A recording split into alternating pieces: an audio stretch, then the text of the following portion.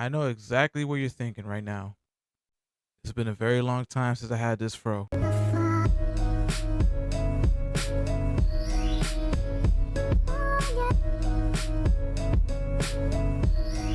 What is going on, ladies and gentlemen? It's your boy, The Chronicles, the man, the myth, the legend himself. Will I ever be the man, the myth, the legend myself? And welcome back to another video. All right, so in today's video, we're actually going to be discussing about this one particular topic that has been in discussion for, I would say, a very long time. And that is, ladies and gentlemen, modern gaming. But it's mostly about online multiplayer competitive shooters. And only because I've been noticing the same exact repetitive cycle each and every single time or each every single year when a new first person or third person multiplayer shooter releases, or it tends to be an old franchise resort. And one of the most popular gaming franchises of all time that has this sort of issue will be none other than Call of Duty. Call of Duty is literally the perfect example on what's been going on now with modern gaming today, especially if it's an old franchise or a long running franchise such as COD. But before we get to continue, ladies and gentlemen, here's a word from our sponsors. Ladies and gentlemen, your boy The Chronicles is now officially sponsored by Dubby Energy, the official energy drink for gamers and content creators like yours truly. If you want to fuel up your gaming needs and have long hour gaming sessions, you can use my promo code on your first purchase at dubby.gg. The link will be in my bio, so be better and play better with Dubby Energy.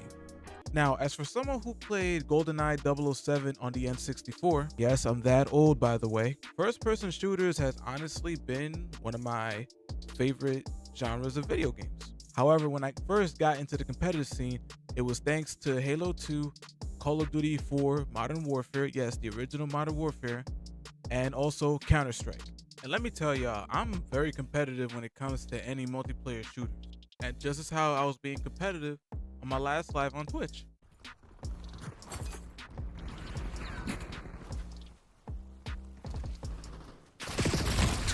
Yo, they're right on top of the fucking jet in the middle of the fucking map. What a bitch. What the hell?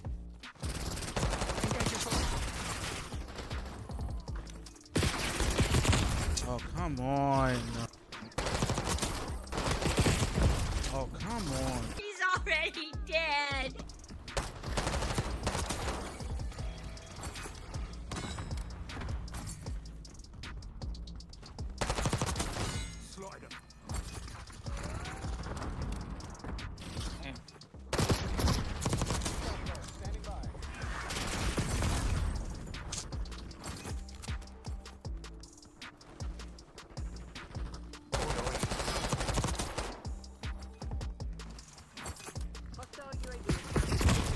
Come on, why did you dodge?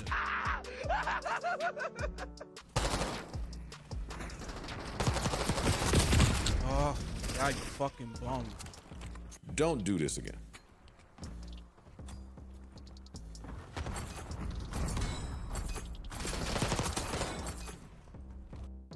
Yeah, I'm not gonna lie. I do tend to get way out of hand when I play competitively. But that's just me. Now, why did I mention Call of Duty, you ask? Well, here's the thing.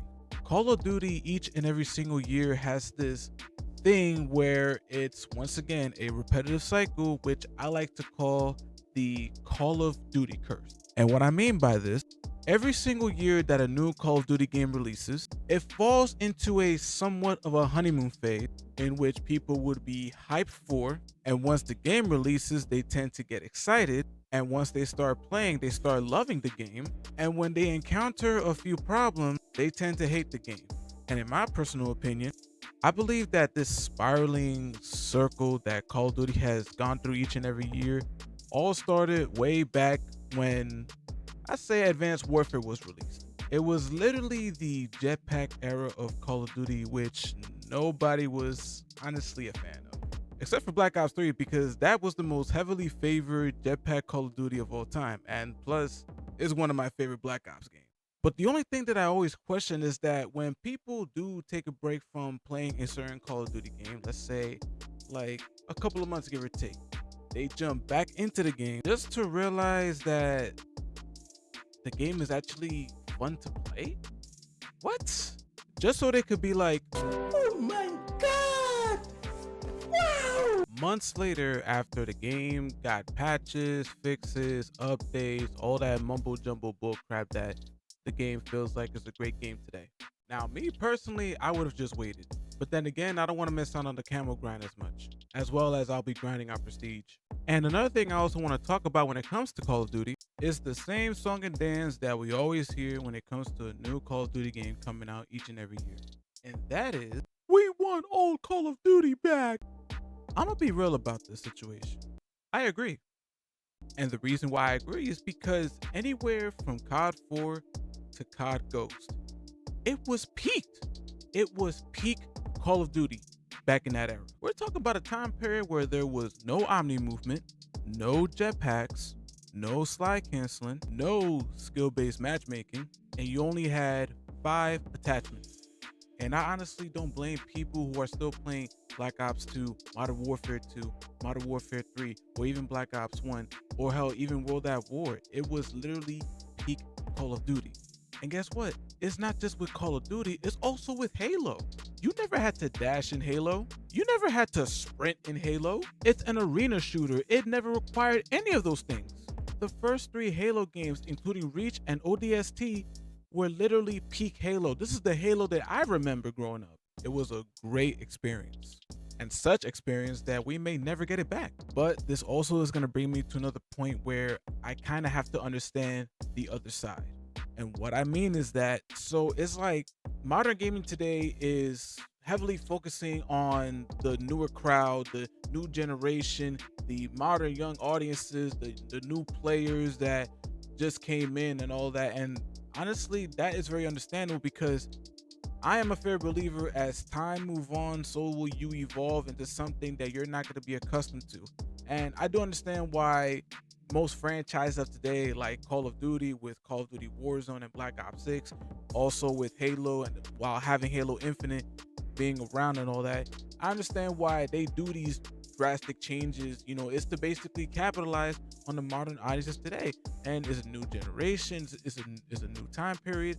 So I can't really knock them for having new ideas if so they are well put into practice, especially with live service games such as Fortnite, even though it's a third-person shooter, just to clarify. And you got Apex Legends, Overwatch, hell, even Valorant, just to name a few. So basically, ladies and gentlemen, where I stand with this particularly is that, yes, I do wish that we could go back to our roots, back in time to everything was just plain old fun, arcade shooty, you know, with just running and gunning while being tactical at the same time, you know, with no extra perks or tweaks or anything like that. I wish we could go back in that time to play video games, especially multiplayer shooters, just like the golden era of Call of Duty, just like the golden era of Halo with Halo 1, 2, and 3, and you know, just have fun. But at the same time, I also understand is that it's a completely different time period now, and you know, companies and franchises adapt into what the modern audiences are actually getting into these days. And this is why I had mentioned Fortnite, because Fortnite is a perfect example on knowing how to capitalize the newer audience, the new gamers that are getting into the battle royale genre of competitive shooters. However, that does not mean that you cannot be skeptical of any upcoming competitive shooter games that are bound to be released.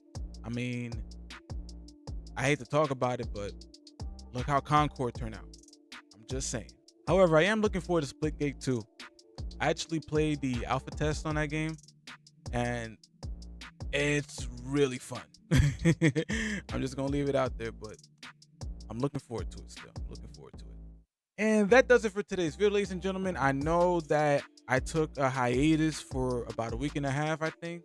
Well, and I don't know, but my apologies. You know, everything has been going on in my personal life has taken a toll, you know, my work-related stuff and then other issues and all that, which I'm not going to discuss on here because it's not the place for it to be. But nonetheless, I still appreciate you guys tuning in to my channel to see my content and all that. So you already know what it is. If you could leave a like, comment, share, subscribe if you still choose to. What do you think about modern gaming as of today? Share your thoughts in the comment section down below. And as always, ladies and gentlemen, I'll be going live on Twitch. That's my main platform to stream on. I will probably make a comeback to YouTube at some point. Who knows? But we'll see. And thank you so much for tuning in today's video, ladies and gentlemen. As always, I'll see you on the next one. Peace.